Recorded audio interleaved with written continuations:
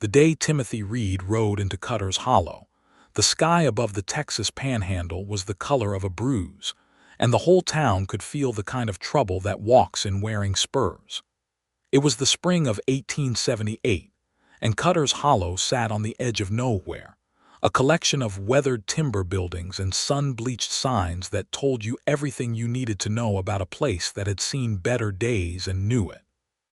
The main street was little more than packed dirt interrupted by horse droppings and the occasional whiskey bottle, and the people who lived there had learned long ago to keep their eyes down and their mouths shut when strangers came calling.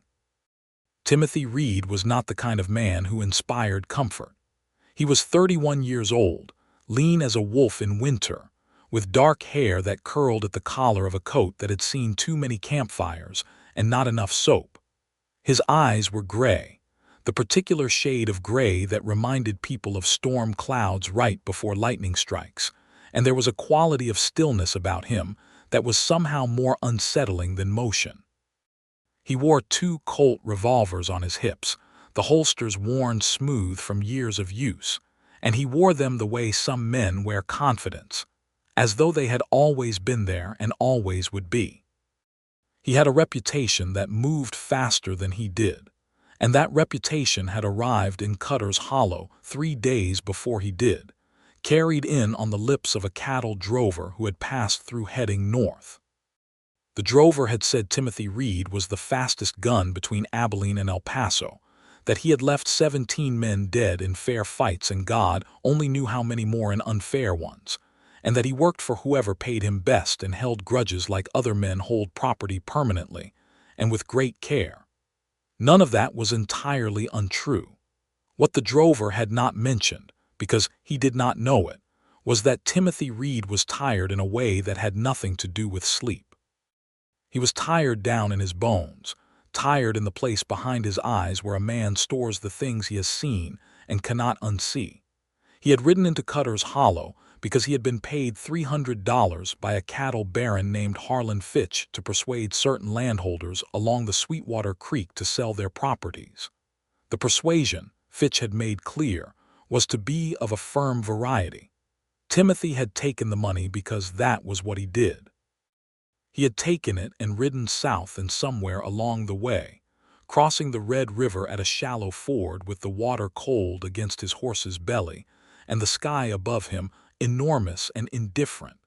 He had started thinking about what exactly he was riding toward and what exactly he was leaving behind, and neither answer had given him any satisfaction at all. He tied his horse, a rangy blue roan named Cassius, to the rail outside the saloon called the Dusty Diamond, and he went inside and ordered whiskey and sat in the corner with his back to the wall the way he always did, and he looked at the room around him and saw nothing that surprised him. A bartender with forearms like fence posts. 2 cowboys nursing beers at the bar. A card game in progress at a round table near the window. 3 men playing with the focused silence of men who were thinking about money. A piano that nobody was playing. A dog sleeping near the door. He drank his whiskey and ordered another, and he was thinking about Harlan Fitch and the $300 and the firm persuasion he was supposed to deliver when the door of the saloon opened and a woman walked in.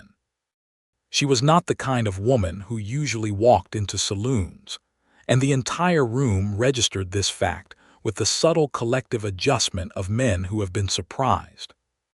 She was perhaps 27, with dark auburn hair pinned up under a bonnet that had seen better days, and she wore a gray dress that was clean but mended in several places, the kind of mending that speaks not of carelessness, but of poverty carefully managed.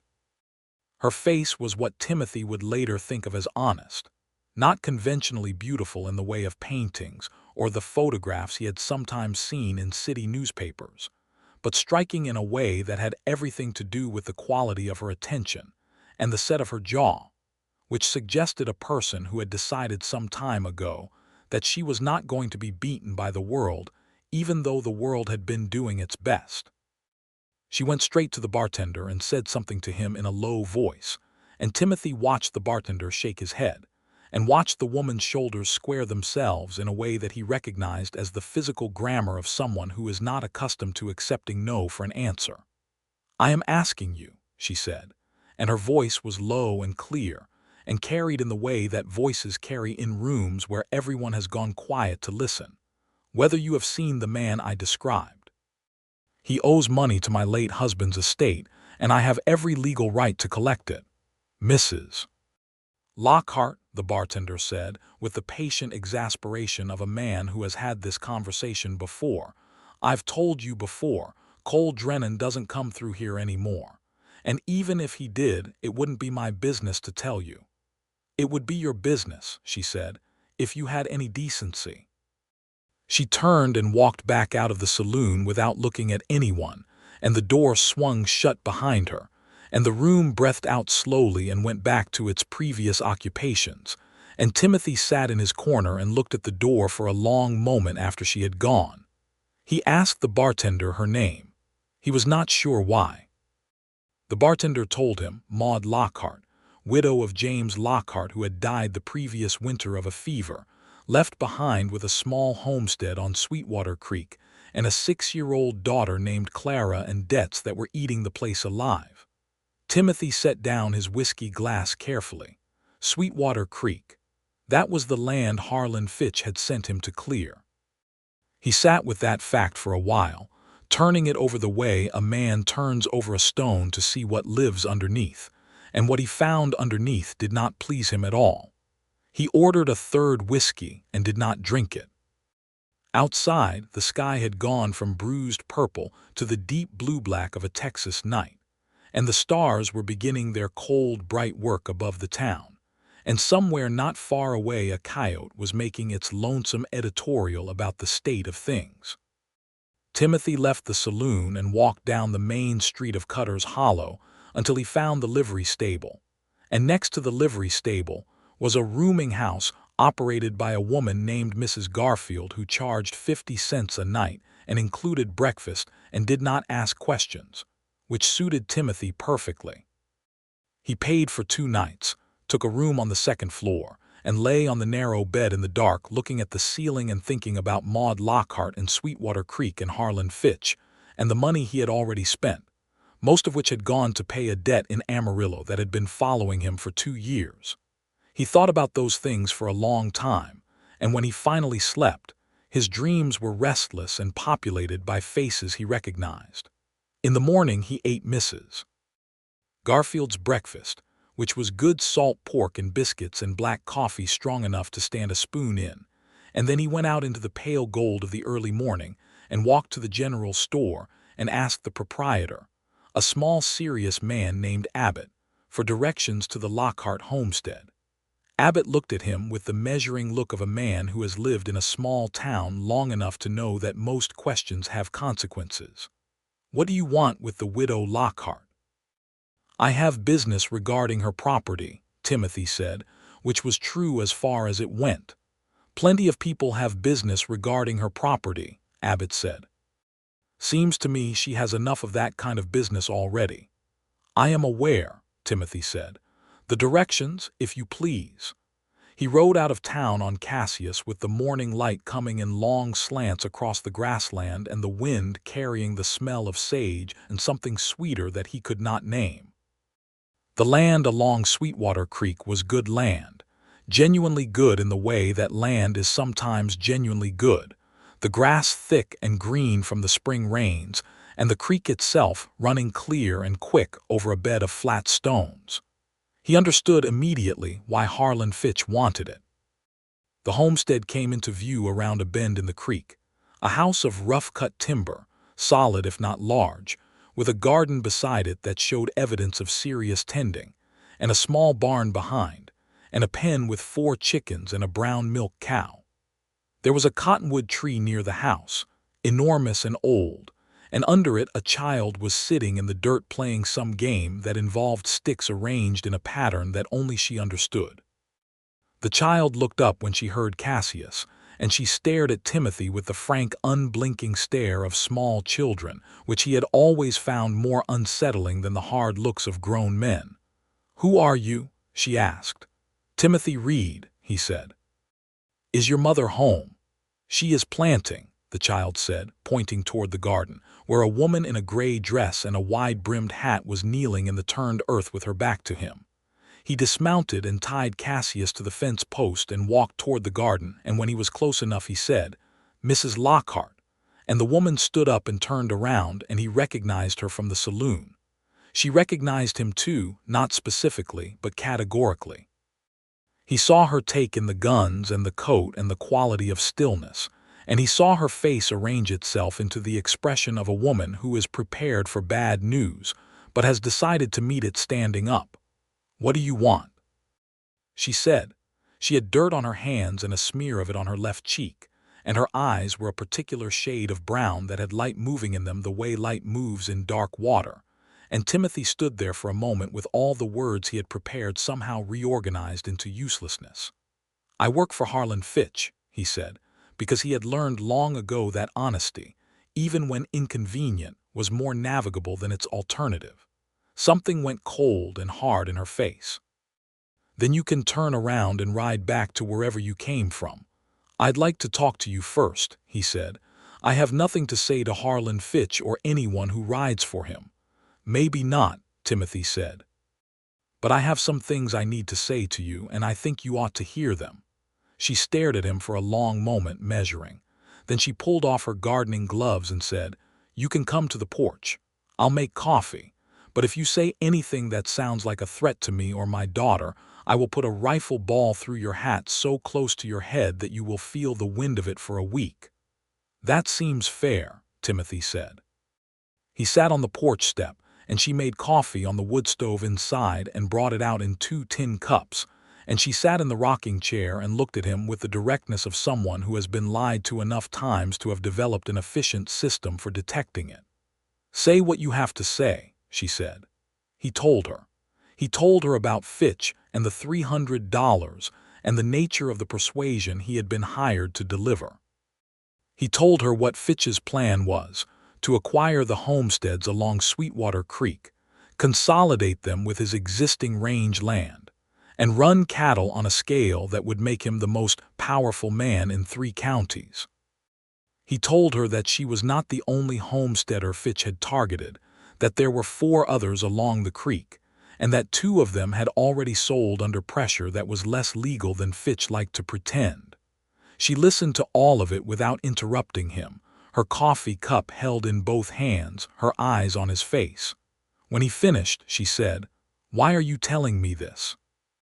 "Because," Timothy said, and stopped, and looked out at the creek where the morning light was doing something lovely with the water. "Because I rode in here to do something I should not do, and I am going to need to give the money back, and I thought you ought to know what was coming." "You're giving back the money," she said slowly. "Yes. That is $300, I'm aware. And you are telling me this because your husband is dead," Timothy said, "and you are planting your own garden in the spring and your little girl is playing under that tree and Harlan Fitch does not need this land. He wants it. That is a different thing." Maude looked at him for a long time. In the cottonwood, a mockingbird had started up its complicated performance, cycling through a dozen stolen songs one after another. "Mr. Reed," she said finally, "are you a good man who does bad things or a bad man who occasionally does good ones?" He considered the question seriously. "I honestly do not know," he said. "I think that might be what I'm trying to figure out." She looked at him a moment longer and something shifted in her face, not softness exactly, but the absence of a hardness that had been there before. "All right," she said. "You had better stay for breakfast." He had already eaten Mrs. Garfield's breakfast, but he said nothing about that and stayed for Maude Lockhart's breakfast too, which was biscuits and honey and more of the strong coffee. And the child Clara came and sat at the table and stared at him with great intensity and asked him several direct and difficult questions about where he had come from and what his horse's name was and whether he had ever been shot, which he answered with as much honesty as seemed appropriate for a 6-year-old. Clara had her mother's dark eyes and a gap where she had recently lost a front tooth, and she ate her biscuit with the focused determination of a small person with serious opinions about food. When she finished, she said, "Your horse is very big," and Timothy said, "He is," and Clara said, "I'm going to name him something better than Cassius." And Timothy said, "What would you name him?" And Clara thought about it for a moment and said, "Duke." And Timothy said that Cassius had been named by his previous owner and perhaps Duke would suit him better, and Clara nodded as though this settled something important. He left after breakfast and rode back toward town, and the morning had opened up into something brilliant and blue-skied, and he was aware of a feeling that was difficult to name, not happiness exactly, but something adjacent to it, a quality of attention to the present moment that he had not felt in a long time. He spent the rest of that day in a less pleasant occupation. He rode out to the other homesteads along Sweetwater Creek and spoke to the remaining 2 landholders who had not yet sold. A German couple named Hoffman, who had been farming the land for 6 years, and a former soldier named Birch, who was raising horses on a 20-acre parcel at the creek's bend. He told them what he had told Maude, and they listened with the varying expressions of people receiving confirmation of something they had already suspected, and he left them with the recommendation that they contact the county land office in Clarendon and register formal complaints against Fitch's methods, which had included, as far as Timothy could determine, intimidation, fraudulent debt claims, and at least one instance of deliberate cattle rustling staged to look like an accident. Then he rode to the telegraph office and sent a wire to Harlan Fitch in Amarillo, informing him that the assignment was not going to be completed and that the advance money would be returned in full via bank draft, and that any further communication could be directed to the county sheriff's office if Fitch felt he had a grievance. Then he sat in the telegraph office for a while, watching the operator tap out the message, and thought about the fact that he had just burned what was likely his last relationship with a paying employer, since word of a man who returned money and refused assignments traveled in those circles about as fast and as destructively as the word of a man who cheated at cards. He was 31 years old with about $40 to his name and 2 guns. He was no longer entirely certain he wanted, and he had just made an enemy of one of the most powerful men in the Texas panhandle. And the strangest part of all of it was that he felt, for the first time in years, as though he was standing on solid ground. He went to the land office next, which was in the same building as the county record's office, staffed by a thin, nervous man named Pratt who seemed surprised to have a visitor and more surprised by what Timothy told him. Timothy spent 2 hours with Pratt going through land records and deed filings, and identifying the specific legal irregularities in 2 of Fitch's previous acquisitions. Pratt made notes with great urgency and said he would write to the district court in Clarendon immediately. It was late afternoon by the time Timothy walked out of the land office, and the light was going golden and long across the street, and he was standing there thinking about what to do next when he heard a voice behind him say, "I heard you were in the records office." He turned.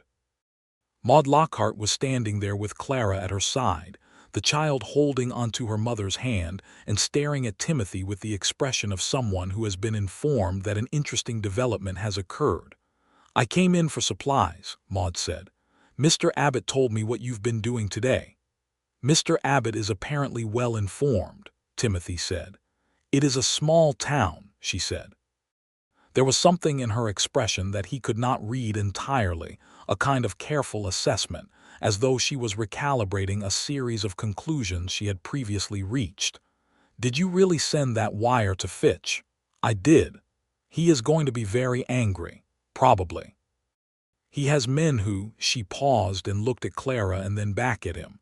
"He does not respond well to being crossed." "I know," Timothy said. She looked at him for another long moment. Then she said, "Come back for supper. I think we have things to discuss that would be better discussed somewhere private." He came back for supper, and this time he brought provisions from the general store, flour and sugar, and a side of salt pork and a tin of peaches, because he had noticed the state of her larder that morning, and because it seemed like the right thing to do. She accepted these without making a production of it, which he respected. Supper was a proper meal: salt pork and beans and corn bread, and the peaches opened out of the tin for dessert. And Clara sat between them at the table and dominated the conversation with topics of her choosing, which ranged from the behavior of the brown milk cow, whose name was Josephine and who had opinions, to a description of a bird's nest she had found in the eave of the barn. Timothy listened to all of it with genuine attention, because Clara was describing her world with the thoroughness of a person who lives in it completely. And there was something in that completeness that he found unexpectedly moving. After Clara was put to bed, a negotiation that involved some discussion, but was ultimately resolved by Maude reading 2 pages from a book of illustrated stories by candlelight. Maude came back to the kitchen table and poured 2 cups of coffee and sat down, and they talked, really talked, for the first time. She told him about James Lockhart, her late husband, without sentimentality but without coldness either.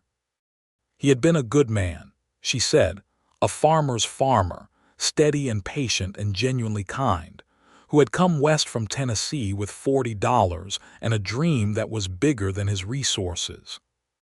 He had worked the land honestly for 5 years and had been doing all right, not prospering but surviving, when the winter fever had come through in December and taken him in 9 days. She had buried him herself, she and a neighbor woman, in the frozen ground behind the barn, and then she had sat down and added up what she had and what she owed, and found that the columns did not balance, and she had decided that the only way forward was to plant larger in the spring and figure out the rest as it came. And then Fitch started sending his men, she said. How long ago? Timothy asked. 6 weeks. The first man came very politely with an offer to buy. I said no. Then a second man came, less politely, with a lower offer and a suggestion that it would be better for me to accept. I said no again. Then my fence was cut 3 times in 2 weeks and 8 of my chickens disappeared overnight, and a man I had never seen before told me at the general store that it was a hard thing, a woman alone trying to keep a farm, and that accidents happened.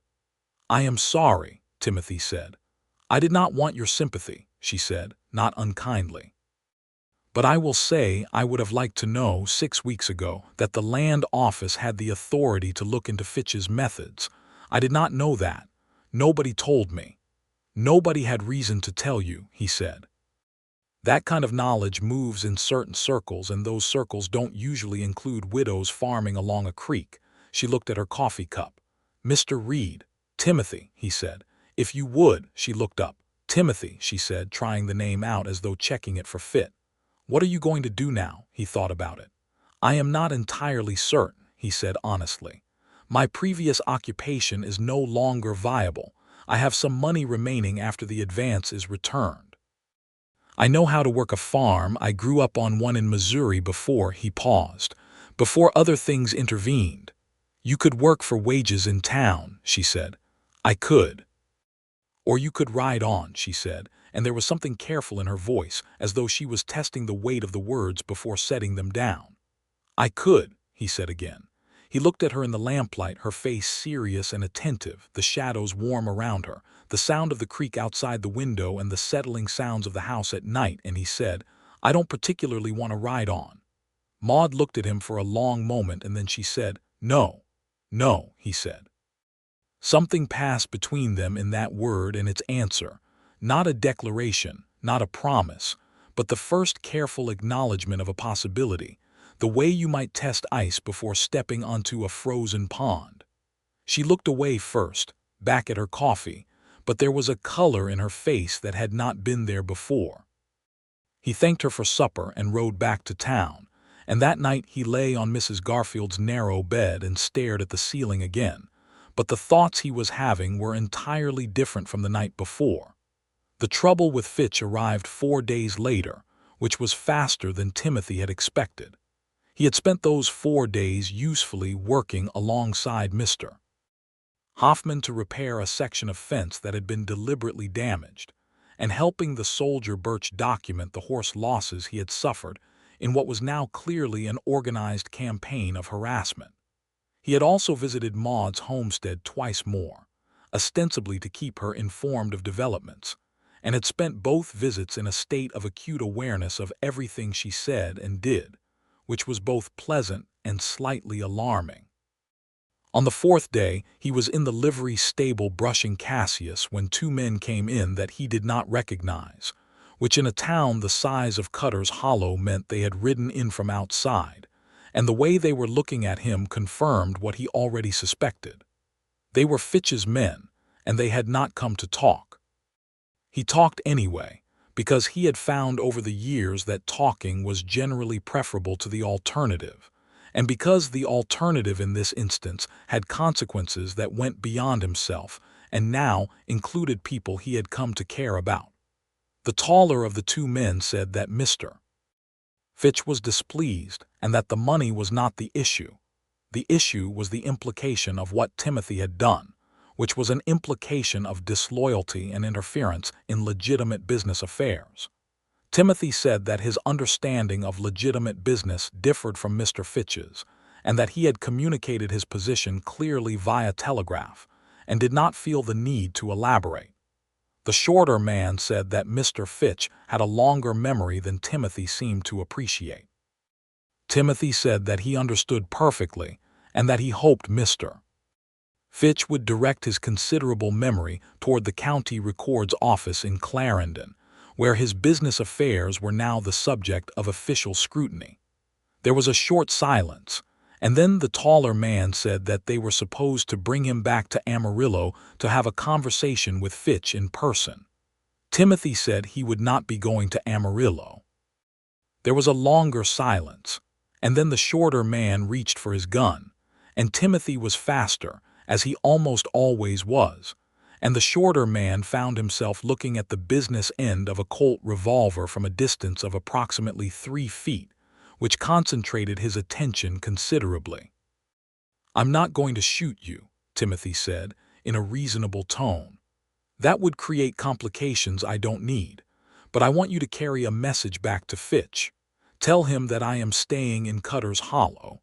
Tell him that the land office complaint is already filed and that I have made copies of the relevant documents and deposited them with a lawyer in Clarendon. Tell him that any further harassment of the homesteaders along Sweetwater Creek is going to result in a federal land fraud investigation, which is a thing that Mr. Fitch, who has interests in New Mexico territory that would not survive close examination, would like to avoid." He lowered the gun and stepped back. "Tell him also," he said, "that I bear him no personal ill will and have no desire to involve myself in his affairs beyond what is necessary to ensure that the people along that creek are left in peace. If he can accept those terms, I think we can both go about our business without further incident." The two men left. Timothy stood in the livery stable for a while with his heart beating harder than he would have liked, because the situation was not entirely resolved, and Fitch was not a man who accepted terms from people who had crossed him. But it was a beginning. He went to Maude's homestead that afternoon and told her what had happened, sitting on the porch again in the afternoon light with Clara playing in the yard and Josephine the cow watching proceedings from her pen with the philosophical expression of a cow who has seen considerable human drama and found it only mildly interesting. Maude listened without interrupting, as was her habit, and when he finished she said, "You could have been hurt." "I could," he said. "Are you in the habit of taking risks like that?" He considered the question. "I used to take risks of that kind for money," he said. "This is the first time I've done it for a different reason." She looked at him steadily. "And what reason is that?" "I think you know," he said. There was a silence. In the cottonwood the mockingbird was at its work again. Clara was attempting to teach a pattern to the chickens which were not cooperating. "I think," Maude said carefully, "that you are a complicated man, Timothy Reed." "I've been told that before," he said. "It is generally not meant as a compliment." "I mean it as an observation," she said. "You are complicated and you are," she paused, finding the words, You are not what I thought you were when you rode up here 5 days ago. What did you think I was? Trouble, she said simply. I thought you were trouble. And now? She looked at him for a long moment, and there was something in her face that was open in a way it had not been before, a lowering of the careful guard she maintained, not all the way down, not yet, but enough to let some light through. Now I think you might be trouble of a different kind, she said, and there was something in her voice, a warmth underneath the words, that made him feel as though the temperature of the afternoon had changed. He stayed until supper again, and this time he helped with the cooking, chopping vegetables with a concentration that made Maude laugh, a real laugh, not polite, the kind that comes out unexpected because he was applying to the task the same focused intensity he brought to everything, and the carrots were suffering for it. You do not have to murder the carrots, she said. They are already vegetables. The battle is won. I don't cook often, he said, which was an understatement. I can see that, she said, and she reached over and adjusted his grip on the knife with her hand over his. And for a moment they were both very still, her hand warm and real on his. And then she stepped back and said briskly that the soup would not make itself, and turned back to the pot on the stove. And Timothy stood there with the knife in his hand, feeling as though something important had just happened. After supper and after Clara was in bed, they sat on the porch in the dark with the creek sounds and the frog chorus and the stars enormous overhead, and they talked about things that were not Fitch or land records or guns. They talked about Missouri and Tennessee, and the things that had brought them each, by different roads, to this particular place on this particular creek in the Texas panhandle. He told her more than he had intended to, about his childhood on the farm in Missouri, about the war that had taken his father and his older brother both, about the years afterward when a young man with no family and no direction and a skill with firearms had found that skill was immediately employable in the West, and how he had built a life around that skill without ever particularly deciding to. The way a river builds its course by the path of least resistance. She listened without judgment, which was not something he was accustomed to. Most people who knew his history either admired it in a way he found uncomfortable or condemned it in a way that was not entirely undeserved. Maude did neither. She listened as though she was trying to understand, genuinely understand, the specific shape of a life that was different from her own. She told him about Tennessee, about her own father who had been a school teacher and had given her a love of books and an inconvenient habit of asking questions. About marrying James Lockhart at 20 years old, not from passion, she was honest about this, but from a real and steady affection that had deepened over the years into something she valued enormously. About coming west, which had been James's dream more than hers, though she had not been unwilling. About what it had been like to watch him die and know she could not stop it, and about the morning after the burial when she had stood in the kitchen and looked at the walls of the house he had built and decided that she was going to stay, that this land was hers and Clara's, and she was not going to be moved from it by grief or poverty or Harlan Fitch or anything else. That is a remarkable thing, Timothy said. It is not remarkable, she said. It is necessary. Remarkable is something you choose. Necessary is something that chooses you. He thought about that for a long time. I think, he said finally, that you are the most honest person I have met in many years. She looked at him sideways with a kind of startled expression. That is a peculiar compliment. I mean it as the highest one I know, he said. She looked out at the creek, dark and glinting in the starlight. Timothy. Yes. Why are you still here? I believe I told you, he said. I don't want to ride on. That is not an answer, she said. That is an avoidance of an answer. He looked at the creek too. Then he looked at her profile in the dark, the clean line of her jaw and the way her hands were folded in her lap. Because every morning I wake up and I think about riding down this road, he said, and the thought of you being out here with Fitch's men and a fence that needs mending and a little girl who is going to name my horse Duke, the thought of leaving all of that behind feels like, he searched for the word. It feels like a mistake I'm not willing to make. Maude was quiet for a long moment.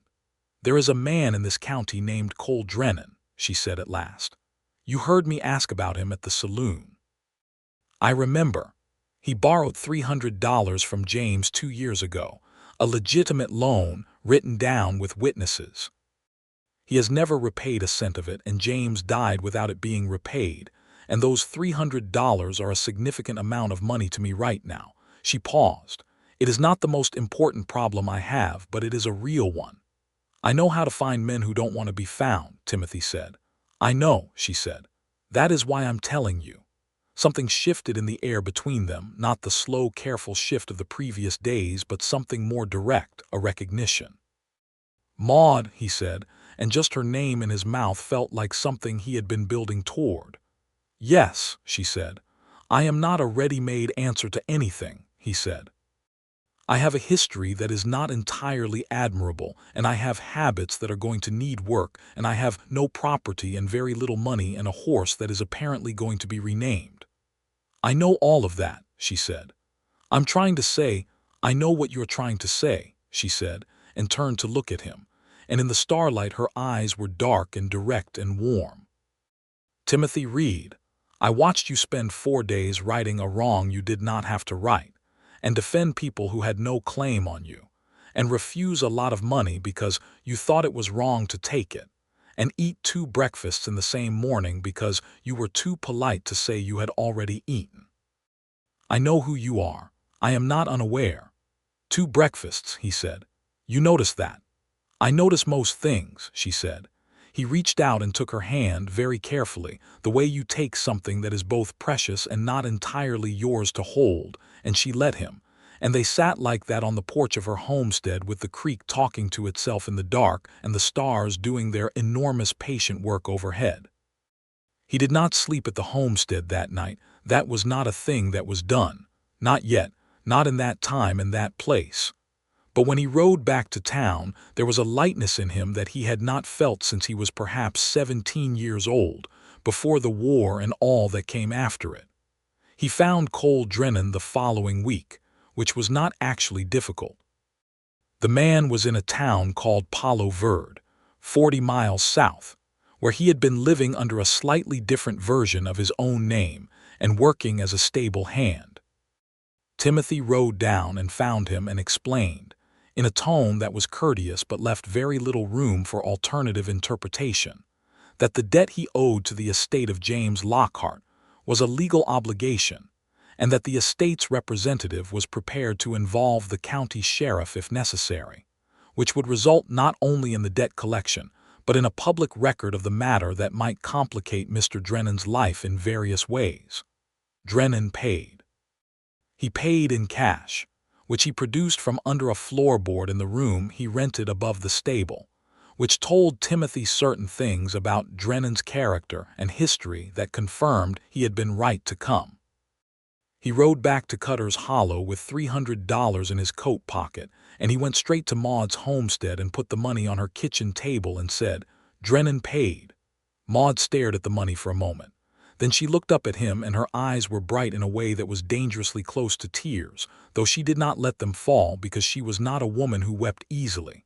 "How?" she said. "I asked him," Timothy said. She let out a breath that was almost a laugh. "You asked him." "With appropriate emphasis," he said. She sat down at the table and put her hand over the money, and he could see her doing the arithmetic in her head, the debt that could be cleared, the fence that needed repair, the supplies that could be laid in for summer, Clara's shoes that had been mended twice already. He watched the calculation move through her expression and resolve into something that was relief and dignity in equal measure. "Thank you," she said.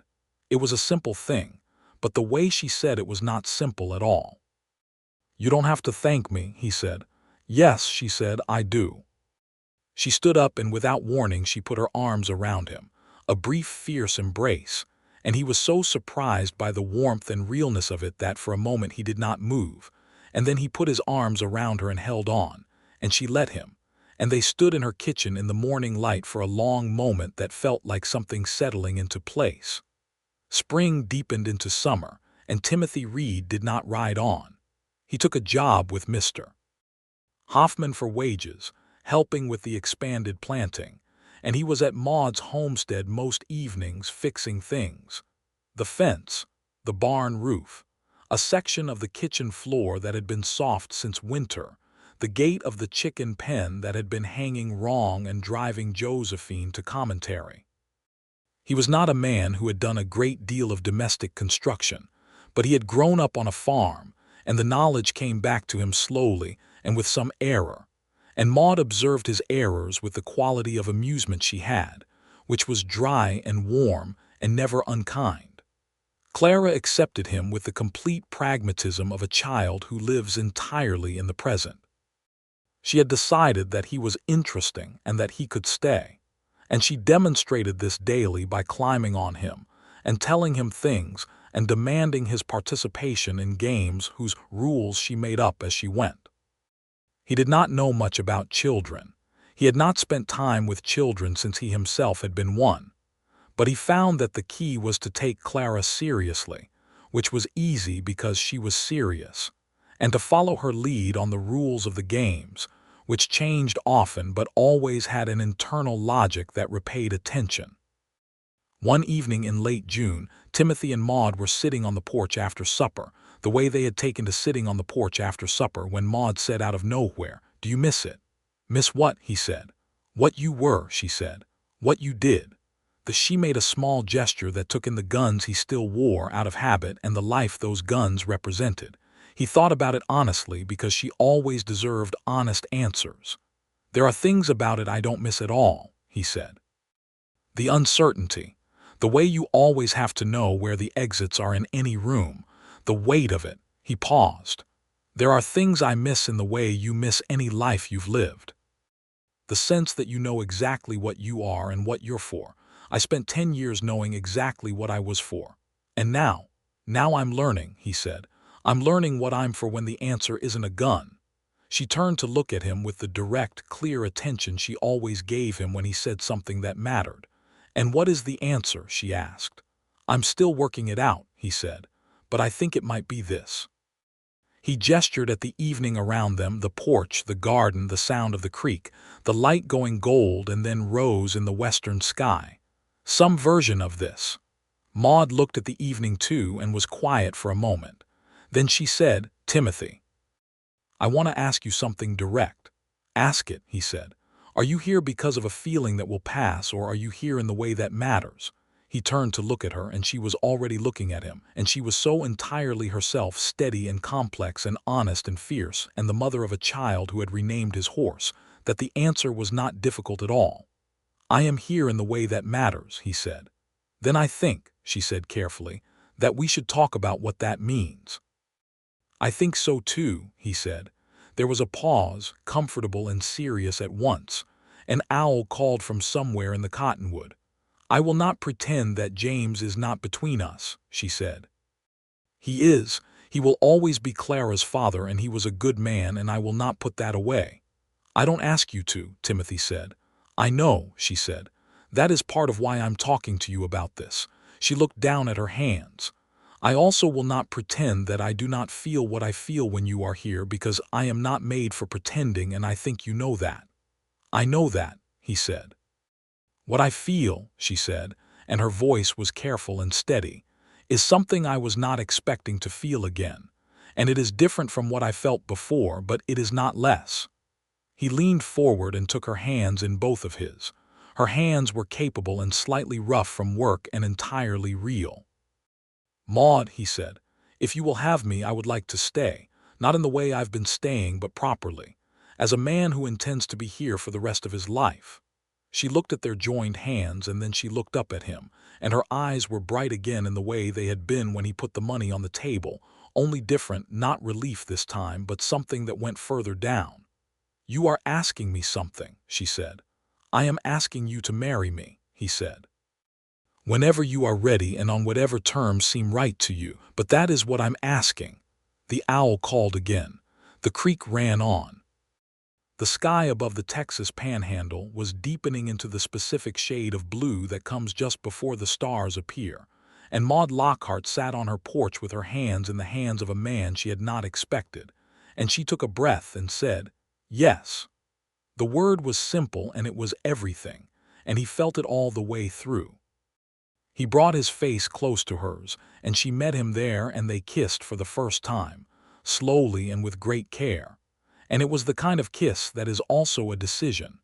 Not the breathless collision of a thing begun too fast, but the deliberate, tender act of two people who have thought about this and choose it fully. The letter from Harlan Fitch arrived in July, which Timothy had been expecting sooner or later. It was, on balance, less threatening than he had feared.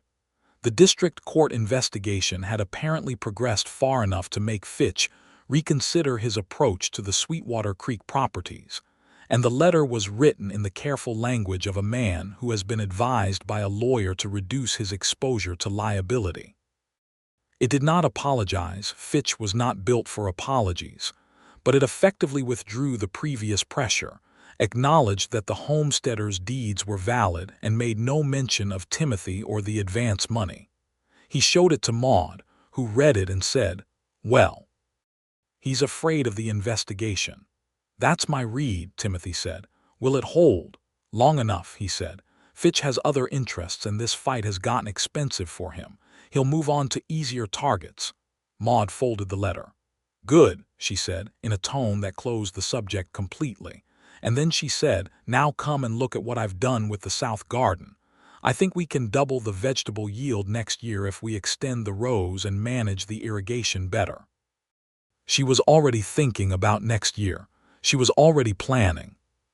He followed her out to the south garden and listened to her explain the irrigation scheme with attention and something like love so large it had nowhere to go but out through his eyes, and she caught him looking and said, "What?" And he said, "Nothing. Keep going. I want to hear the rest." And she gave him a look that understood perfectly well what was happening and was not unmoved by it, and then she kept going. They were married in September of 1878, on a Saturday, at the small Methodist church at the edge of Cutter's Hollow. The minister was a kind man named Reverend Holt, who had come west from Ohio and still seemed slightly surprised each morning to find himself in Texas. The witnesses were Mr. and Mrs. Hoffman, who had brought flowers from their garden, and the soldier Birch, who had cleaned his only good coat and sat very upright in the pew with the posture of a man performing a ceremony. Mr. Abbott from the general store came, and Mrs. Garfield from the rooming house, and a few of the townspeople who had watched the whole proceeding from the respectful distance of a small community that has been paying attention. Clara was the flower girl. She had a very clear idea about how this role was to be performed, involving a significant quantity of wildflowers distributed with more enthusiasm than accuracy, and she fulfilled her vision completely. She wore a white dress that Maude had made from flower sacking, and it was the most beautiful dress in the room, which Clara knew perfectly well. Maude wore a blue dress the color of the sky at mid-morning, which was new. She had made it herself, with help from Mrs. Hoffman, and it had cost her 3 days of careful work, and a length of fabric she had traded a month's worth of butter for. When she walked into the church on the arm of Mr.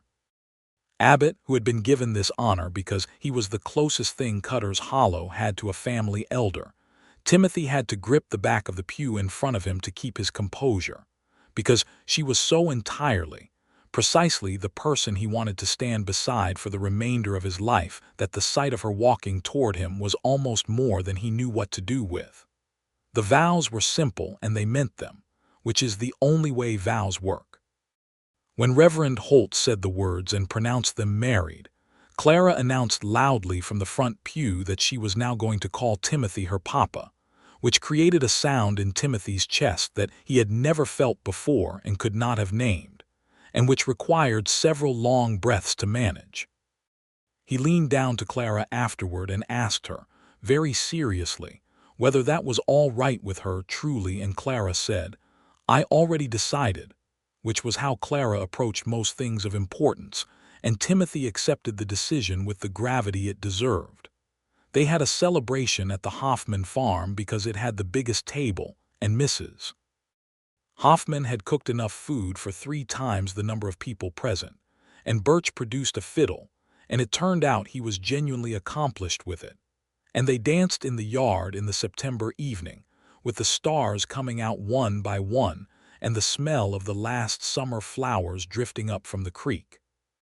Timothy danced with Maude, and she was laughing at something he said. He was never as funny as he was trying to be, but she laughed at his efforts, which was better. And she was warm and real and his, and the word wife was so new in his thinking that he kept turning it over, trying the weight of it. "What are you thinking about?" she said, reading his face in the way she had already become good at.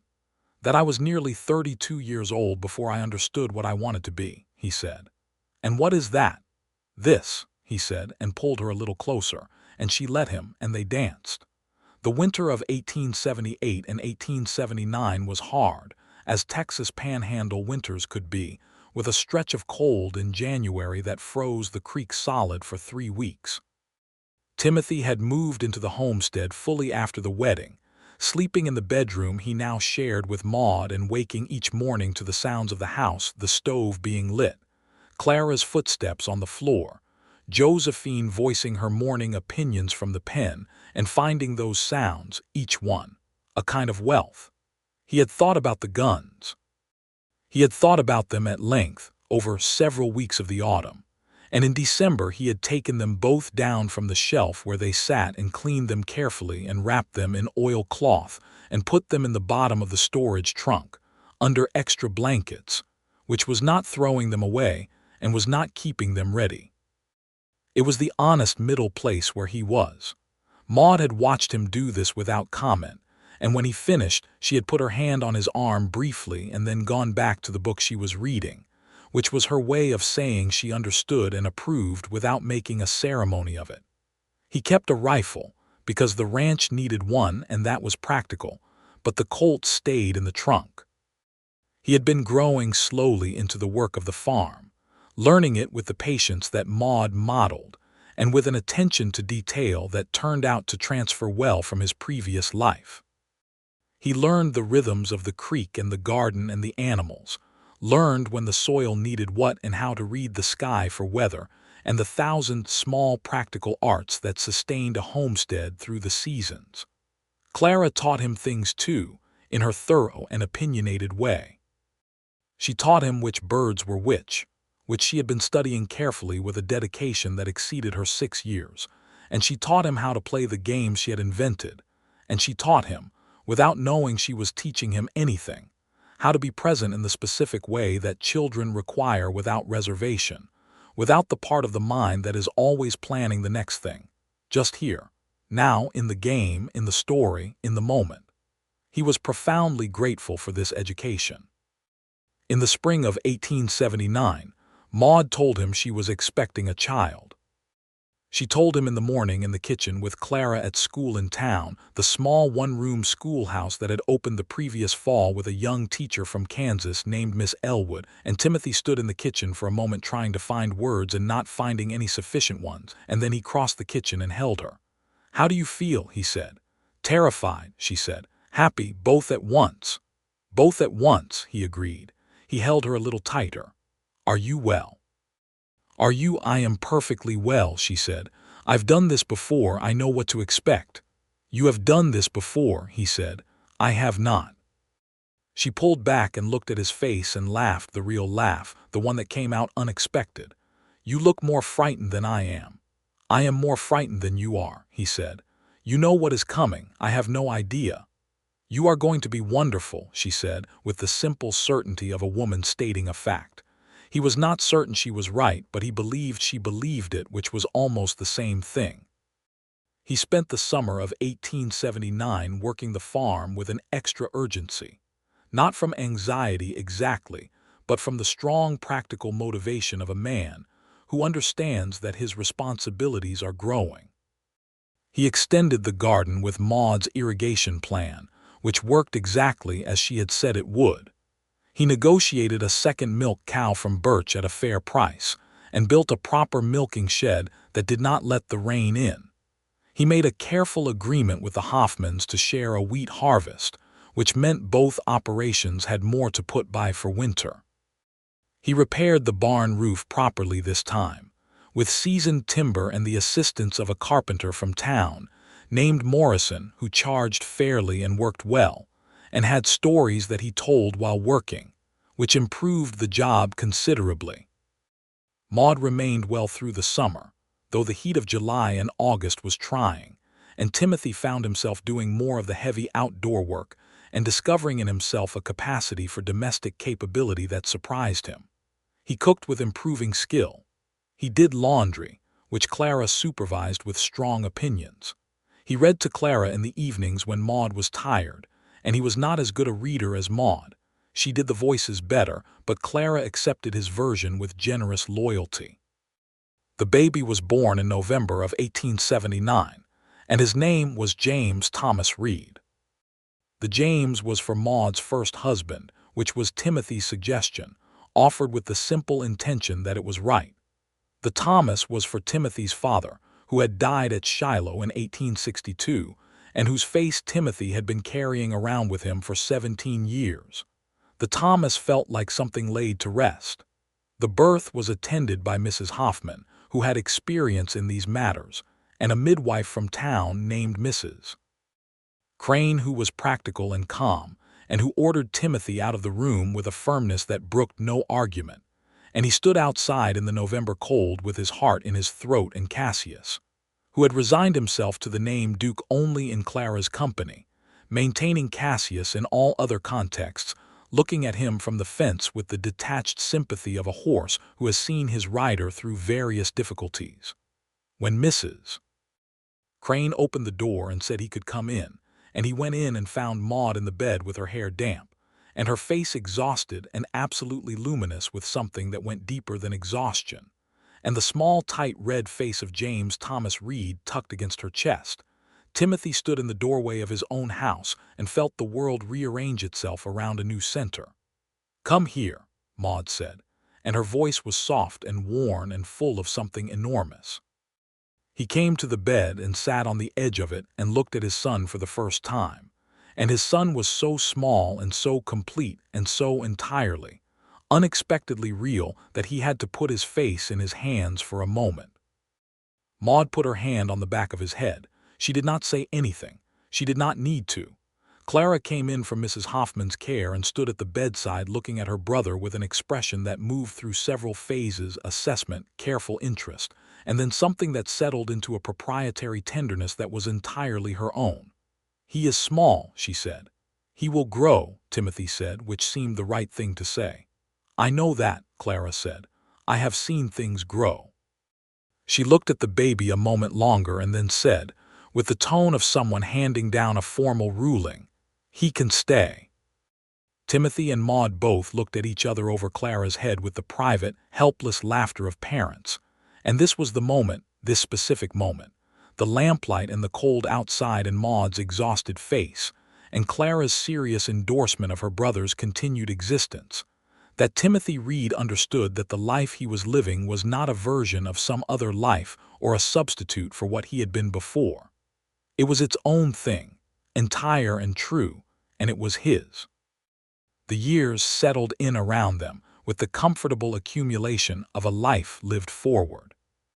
The homestead grew, a second bedroom added in 1880, a real smokehouse in 1881, and a small apple orchard begun from seedlings that Maude acquired through a long correspondence with a nurseryman in Missouri, the state of both their origins, which she said was poetic and Timothy said was practical, and they were both right. The farm succeeded not spectacularly, but genuinely, which was the right kind of succeeding. There were hard years and easier years, and one year when the drought took most of the garden, and they ate more salt pork and stored grain than was ideal, and borrowed a modest sum from Abbott at the general store, who had been extending credit to them both informally and as a matter of friendship for years. But they were never in danger, not really, because they had built the operation on genuine capability and careful management, and the labor of people who understood what they were working for. Harlan Fitch was indicted by a federal grand jury in 1881 on charges of land fraud relating to his activities in 3 Texas and New Mexico Territory counties. the investigation that Pratt at the land office had initiated, combined with the testimony of the Hoffmans and Birch, and eventually two of Fitch's own former employees who had turned state's evidence, resulted in a conviction that cost Fitch his New Mexico holdings and a significant portion of his Texas range. The case was written up in the Amarillo newspaper and reprinted in a Clarendon paper that Timothy read at the general store. He read it twice, handed it to Abbott, and did not say anything more about it because the satisfaction he felt was quiet and did not require expression. Maude read it that evening and said, "Well, well," Timothy agreed. "That is the end of that," she said. "Yes," he said. She folded the paper and put it on the table and went back to her book, and the stove crackled, and James, who was 2 years old, was asleep in his room, and Clara was doing her lessons at the table with the focused intensity she brought to everything, and the creek was running dark outside the window, and that was that. Clara grew into a person of considerable force and intelligence, which surprised no one who had been paying attention. She was 12 in 1884, and already reading everything she could get her hands on, which in Cutter's Hollow required some creative supply lines. Miss Elwood at the school had a good collection, and Abbott had taken to ordering books as well as dry goods at Clara's specific request, which he did without complaint because Clara had been writing him careful lists since she was 8, and he found them professionally satisfying. She had a particular interest in plants and the natural world, which Maude fed with every resource available, including a subscription to a natural history magazine published in New York that arrived 3 months late, but was read cover to cover each time, and a wildflower identification book from an order catalog that Clara used until the binding gave out, and then had Timothy rebind with leather from the barn. Timothy had long since become her father in every meaningful sense. He had never pushed this, had let it grow naturally from the fact of being present and reliable and genuinely interested in who she was, and it had grown naturally, in the way things do when the ground is right. She called him Papa.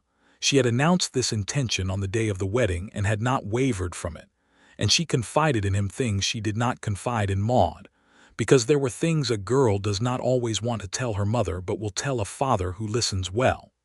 He was also, he discovered to his quiet satisfaction, the parent to whom she brought large plans. Maude was the practical one, the one who examined feasibility and resource and consequence. Timothy was the one who said, "Yes, let's figure out how." This division of labor suited both of them, and Clara had learned to bring her large plans first to Timothy and come to Maude with the version that had already been made more practical, which was efficient strategy and showed good judgment. In the summer of 1883, on an evening when James was nearly 4 and running himself to exhaustion in the yard and Clara was helping Maude with supper, Timothy went to the storage trunk and took out the oilcloth package and sat on the bed with it in his hands for a while. He opened it and looked at the colts. They were still clean, still functional, still themselves. They were beautiful objects in the purely technical sense, and they had kept him alive for many years, and they were also what they were. He thought about the boy who had learned to use them, a 17-year-old in Missouri in the years after the war, trying to find what he was for.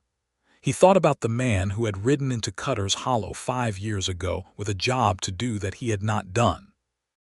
He thought about Maude walking toward him in the church in the blue dress, and Clara distributing flowers with magnificent abandon, and James Thomas Reed's face the first time he had ever seen it, and the particular sound of this house at night when all the people in it were asleep, and he was the last one awake, and the stove was warm, and the world outside was very large and very quiet.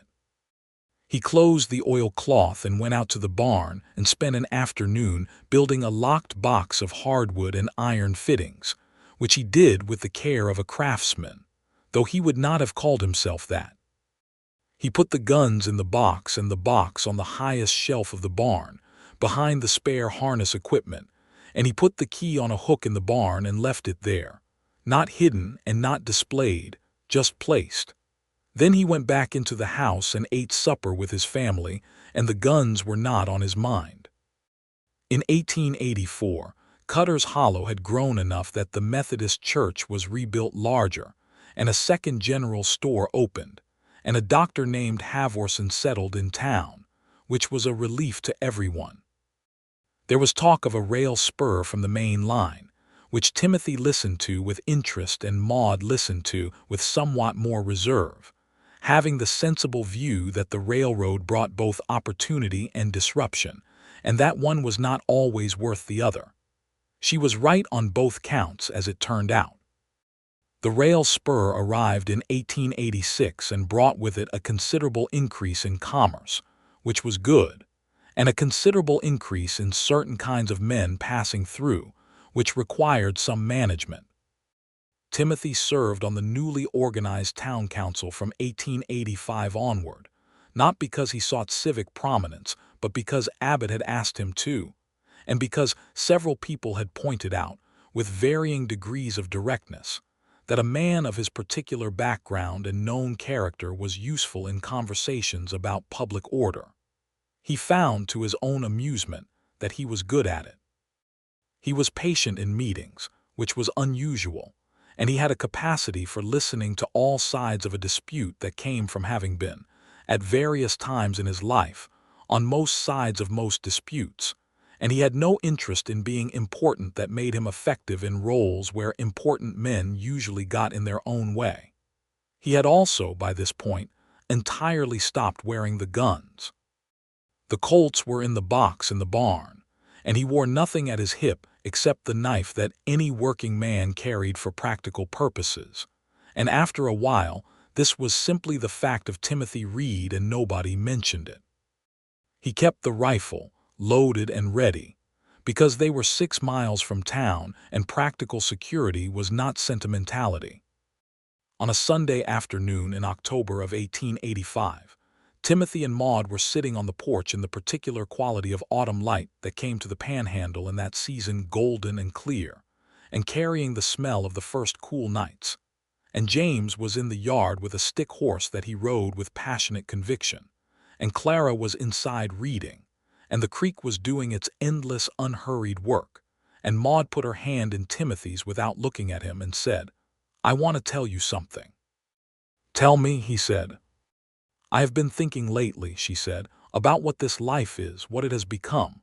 I think about where I was in the spring of 1878, the debt and the fence and the Fitch men, and then I think about," she made a gesture that encompassed the yard and the garden and the house and the evening. "This." "And," he said, "and I am grateful," she said, "but not just to circumstances, to you." He looked at her. She was 34 years old, and there were fine lines at the corners of her eyes that had not been there when he first saw her, and her hair had a few threads of silver at the temples when the light was right, and she was so beautiful to him that it was sometimes difficult to look directly at her, the way it is difficult to look directly at something that is the center of your life. "Maude," he said. "I know," she said. "I just wanted to say it plainly since I don't always." "You say more plainly than anyone I've known," he said. "I say things plainly," she agreed. "I do not always say the things that matter.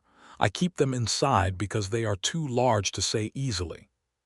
She turned to look at him, and her eyes had the quality they had in that moment on the porch 7 years ago when she had said the word yes, the same openness, the same depth. "You are the thing I am most grateful for in my whole life," she said. "I want you to know that." He leaned over and kissed her temple, and then her cheek, and then the corner of her mouth, and she turned and met him properly, and they kissed in the October afternoon light with the sounds of the yard and the creek around them. And it was the same thing it had always been and something more, which is how love works when it is doing what it is supposed to do. It deepens rather than diminishes, and every year adds to it rather than taking away. "I love you," he said, against her mouth, which was a thing he said often and meant every time. "I love you," she said back, which she also meant every time and which arrived in him every time as though it were the first. James hollered from the yard that his stick horse had broken, which required immediate parental attention and the locating of a replacement stick, and they separated laughing and went to deal with the crisis. And the afternoon went on. The apple trees bore their first real fruit in 1886, not a great harvest, but enough, small and sweet and red, and Maude made 4 jars of apple preserves and presented 1 jar to the Hoffmans and 1 to Abbott and kept 2 for the family. Clara ate apple preserves on biscuits for a week, with an expression of thorough satisfaction. James had become, by age 6 or 7, a boy of considerable physical energy and moderate but genuine interest in learning, a combination that Miss Elwood and subsequently the new teacher, Mr. Paulson, found manageable with the right approach. He was not Clara. He did not read everything available to him, but he had a natural aptitude for mathematics and a love of the horses that Timothy fostered carefully, because the horses were a good focus for a boy with a great deal of energy and a need for something that had real requirements. By the time he was 8, he could care for all 3 horses on his own, Cassius, who had slowed with age but was still sound, and the 2 younger animals Timothy had acquired over the years, and he did so with a conscientiousness that pleased Timothy enormously. Cassius died in the summer of 1887, at 21 years old, which was a good age for a horse and a natural ending.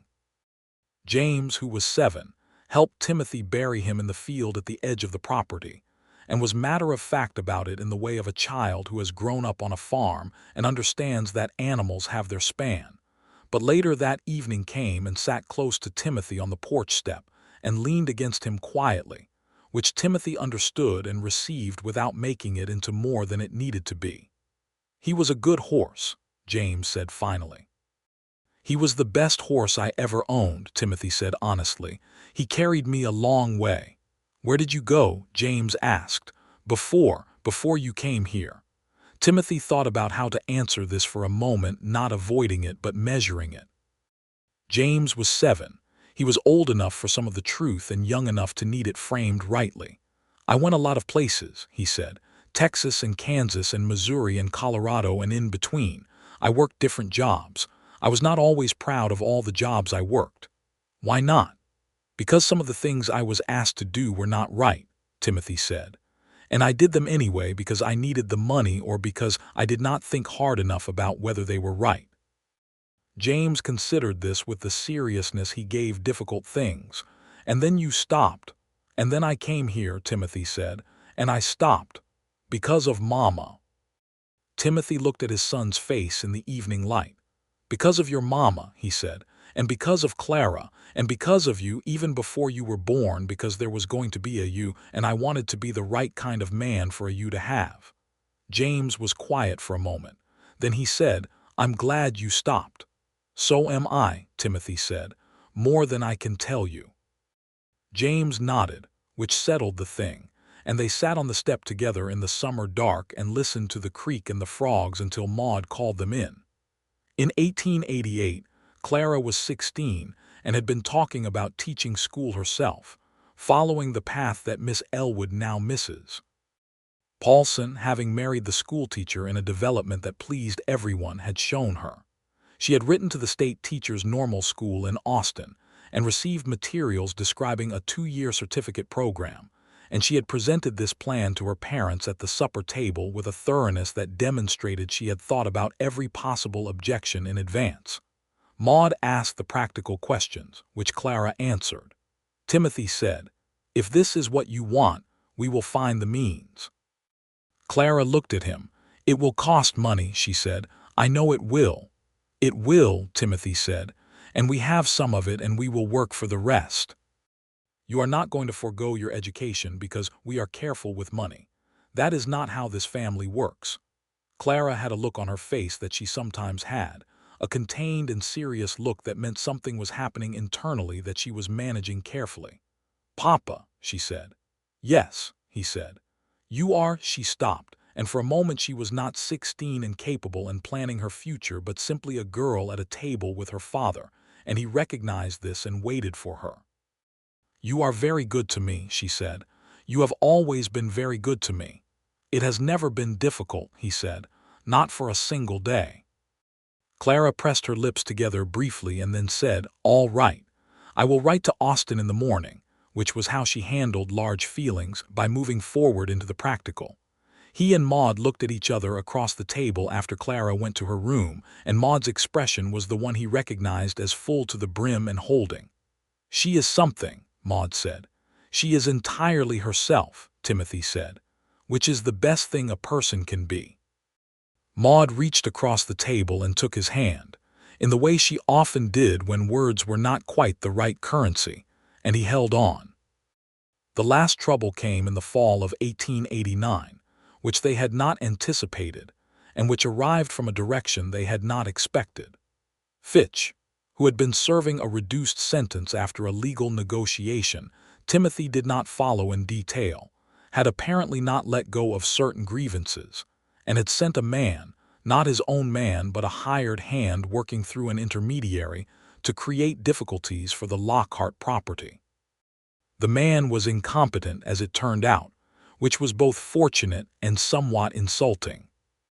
He cut a fence in plain daylight and was seen by Birch, who had continued farming his horse operation half a mile away and remained an alert neighbor, and Birch rode to town and told Sheriff Calvert, who had been the county sheriff for 4 years and was a methodical and thorough man. The man was arrested the same day, and his connection to Fitch was traced through the intermediary in a process that took 3 weeks and resulted in Fitch's parole being revoked and the matter returning to the courts.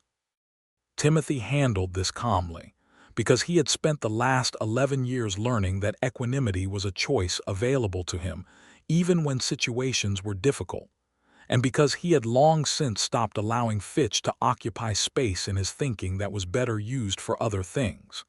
He told Maude, and she said, "This is finished," with the finality she brought to conclusions, and it was.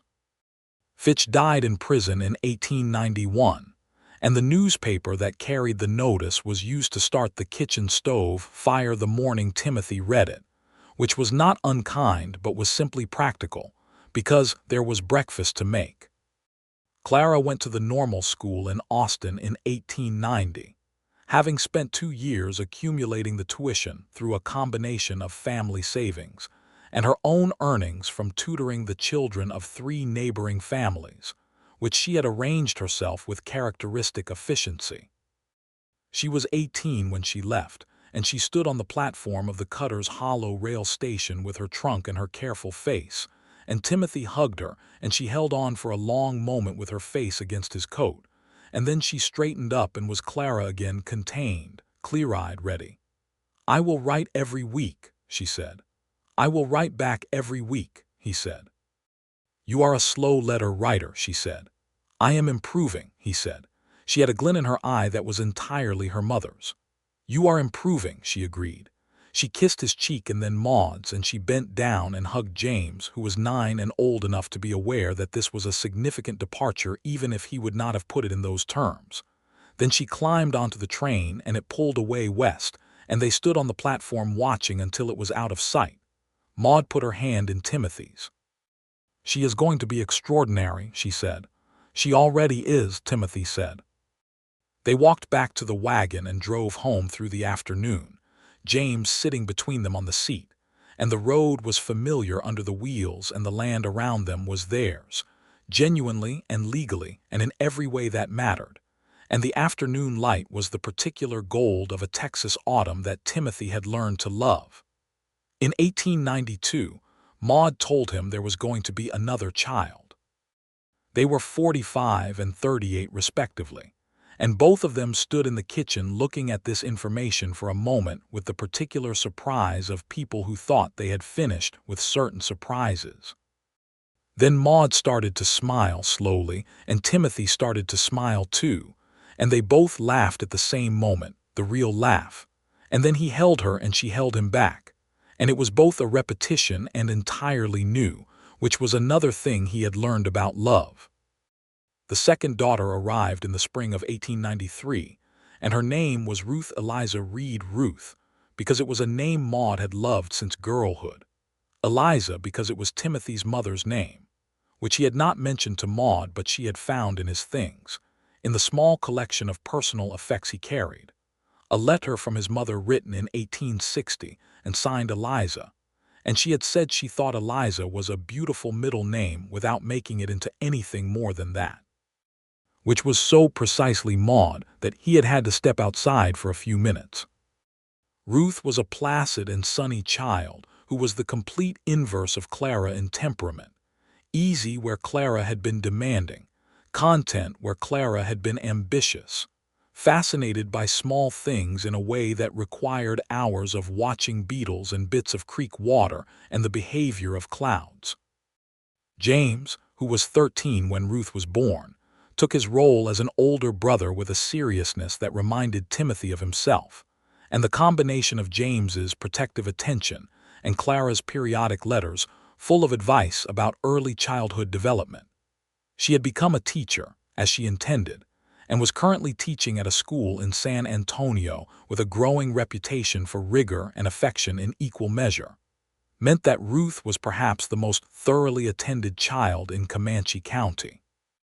Maude nursed her through the first winter with the matter-of-fact expertise of a woman who knows what she is doing, and Timothy was there for all of it, the nights and the days and the small catastrophes and the easy mornings. Because he was always there, that was the fact of him, and it would remain the fact of him. On the evening of their 14th wedding anniversary, September of 1892, they sat on the porch the way they still always sat on the porch, the sound of the creek unchanged from the first night they had sat there together, and the cottonwood enormous above the yard, and the mockingbird somewhere in its branches going through its repertoire. And Timothy thought about the man who had ridden into Cutter's Hollow 14 years ago on a blue roan horse, with $300 of someone else's money and 2 guns, and a reputation, and a tiredness in him that had gone all the way down. He thought about the morning he had ridden out here, following the directions Abbott had given him, telling himself he was coming to deliver a warning when the truth was something he had not yet admitted to himself. He thought about Maude kneeling in the garden in the early morning light, and the way she had stood up and turned, and met him with the absolute directness that was her entire character. He thought about every morning since then, the literal mornings, the waking up in a house with people in it, the sound of the stove and the creak and Clara's footsteps and now James and now Ruth, the accumulation of particular mornings that were not heroic or remarkable but were the substance of a life. "What are you thinking?" Maude said, the same question she always asked when she read his face. "I'm thinking," he said, "about the fact that I almost didn't stop." She looked at him. "I almost rode on," he said, "after I warned you. I almost decided it wasn't my concern and rode on to the next job in the next town and kept going in the direction I was going until he stopped, because the end of that sentence was a thing he had thought about and did not want to say on an anniversary evening." "But you didn't," Maude said. "No," he said, "I didn't." "Why not?" she said with genuine curiosity, the same question she had asked him very early on. He looked at her. 45 years old and still herself, still the direct and complex and honest and fierce person who had told him he could come to the porch, but she would shoot his hat off if he threatened her or her child. Still the woman who made plans, that worked and read books by lamplight and laughed at him when he murdered carrots and said important things plainly because she did not want them unsaid. "Because you were kneeling in the garden in the morning," he said, "and then you stood up." She looked at him for a moment. "That is not very poetic," she said. "I know," he said, "but it is the truth." She leaned over and took his face in her hands, which she did sometimes, and looked at him in the way she had directly with all of her attention and said, "I am very glad I stood up." "So am I," he said, "every day." She kissed him, warm and unhurried, and then settled back in her chair with her hand in his, and the creek ran on in the dark, and the stars came up one by one over the flat, wide country of the Texas panhandle, and behind them in the house, Ruth made a small, contented sound in her sleep, and the stove gave off its warmth through the walls, and everything was right. Clara came home for Christmas that year, the first time in 2 years, taller somehow, and with the manner of a woman who has found her purpose and is living in it.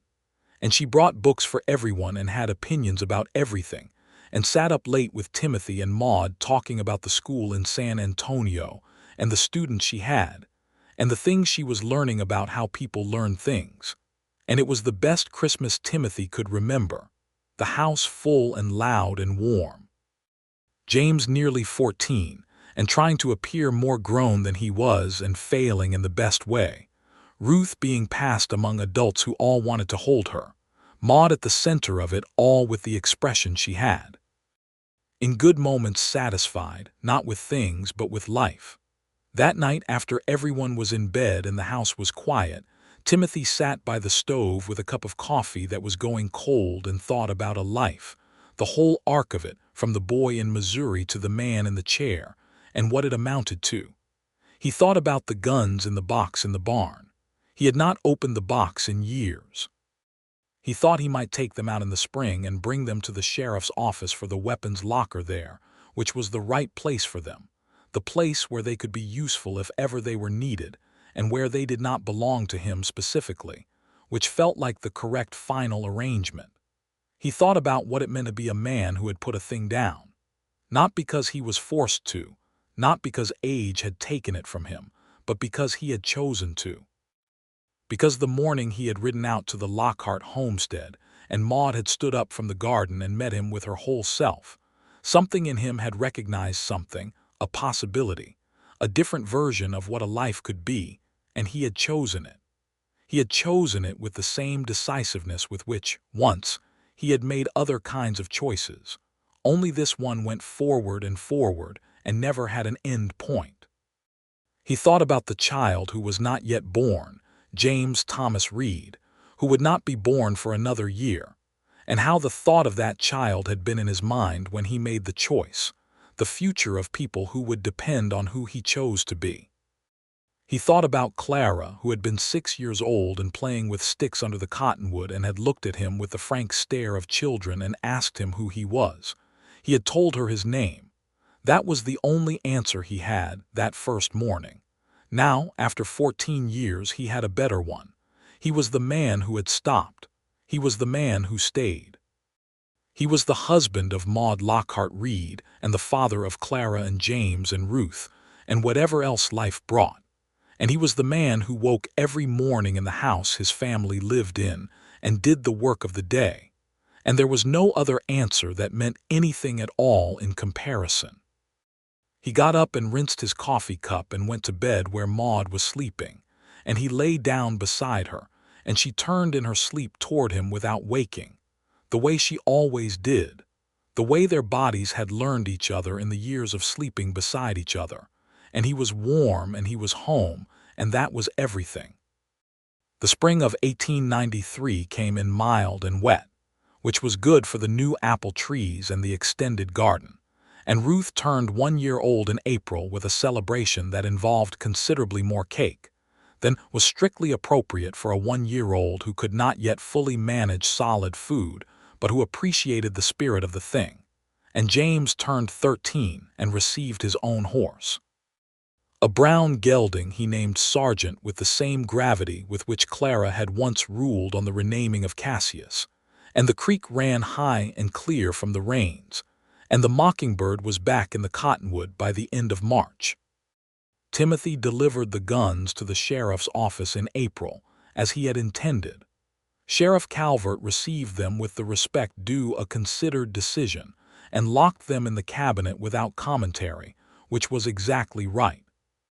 Riding home afterward, on the road he had ridden 1,000 times, past the Hoffman farm where the smoke was coming from the chimney and the new spring crops were already green in the fields, and past the bend where Birch's horse operation had grown to a real business, and around the last curve where the homestead came into view with the cottonwood, and the garden and the barn and the house that had been added to, and repaired and lived in hard for 15 years and was entirely, recognizably home.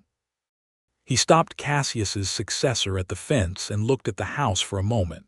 Maude was in the garden. She was always in the garden in the spring mornings.